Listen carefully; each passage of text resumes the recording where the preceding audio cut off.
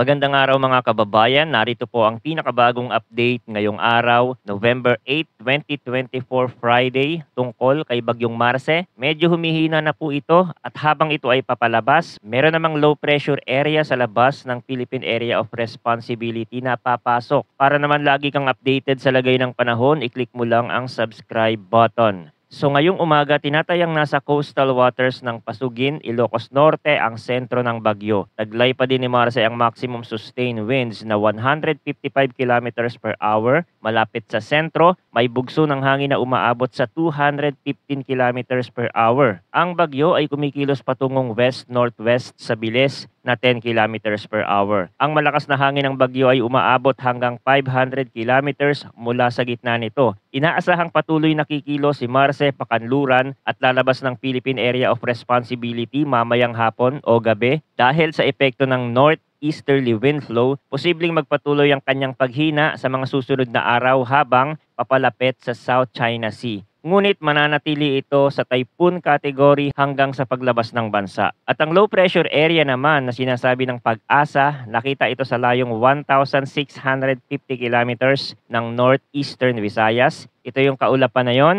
Magtutuloy-tuloy yan na papasok sa Philippine Area of Responsibility at posibleng tahakin yung daan na dinaanan ni Marce. Sa ngayon, wala pa tayong idea kung gaano kalakas or mahina lang ang bagyo na ito. Pero kung mapapansin nyo habang nandito na siya, may dalawa na sumusunod. Itong pangalawa ang nakikita ng European Weather System na dadaan sa Central Luzon at yung pangatlo pwedeng tumaas lang or malusaw. So patuloy natin itong babantayan kasi marami pang pwedeng mangyari dyan, magbago sa forecast, kaya tumutok lang kayo dito sa channel for more updates sa mga ito. At nakataas pa din ang signal number 4 sa mga lugar sa Ilocos Norte, ilang bahagi ng Ilocos Sur, ilang bahagi ng Abra, hilagang kanlurang bahagi ng Apayao at ilang bahagi ng mainland Cagayan. Inaasahan natin ang mga typhoon force winds. May lead time ito ng 12 hours at ang bilis ng hangin ay aabot sa 118 to 184 kilometers per hour na nagdudulot ng significant hanggang severe na banta sa buhay at ari-arian. Maghanda po tayo ng mga kinakailangang proteksyon sa ating mga tahanan at makipag-ugnayan sa lokal na pamahalaan para sa posibleng evacuation. Signal number 3 naman sa southern at western portion ng Babuyan Island, pati na rin sa ilang bahagi ng Cagayan, Apayao at Abra.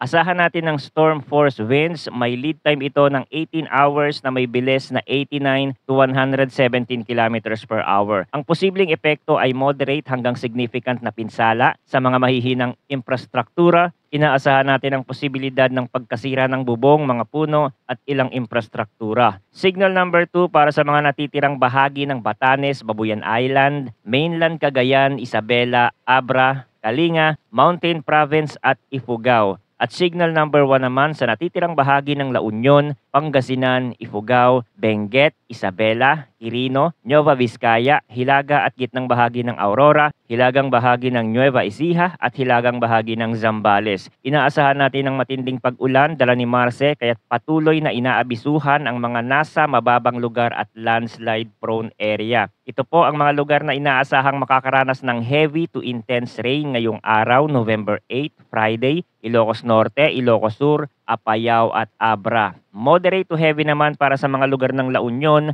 Kalinga at Cagayan. Mataas din ang posibilidad ng life-threatening storm surge na posibleng lumagpas ng 3 meters sa ilang bahagi ng Batanes, Cagayan, Babuyan Island, Isabela, Ilocos Norte, Ilocos Sur at La Union. Sa mga seaboards ng Northern Luzon, lalo na sa Babuyan Island at Ilocos Norte, asahan natin ng napakalaking alon na aabot hanggang 12 meters ang taas. Para naman sa mga kanlurang bahagi ng Pangasinan, Zambales at iba pang bahagi ng Luzon, maaabot ng mga alon ang taas na 4 to 8 meters. Muling pinapaalalahanan ang mga mangingisda at maliliit na bangka na iwasan munang maglayag sa mga apektadong bahagi ng dagat. Pinapayuhan po ang lahat na patuloy na subaybayan ang mga susunod na update ukol sa bagyong ito, maging handa sa mga posibleng epekto tulad ng pagbaha at pagguho ng lupa, lalo na sa mga lugar na may mga nakataas na tropical cyclone wind signal. Ang panahon ay mabilis magbago kaya't manatiling updated sa mga susunod na ulat mula dito sa channel para sa pinakabagong balita tungkol sa lagay ng panahon. Salamat sa inyong pagtutok at manatiling ligtas.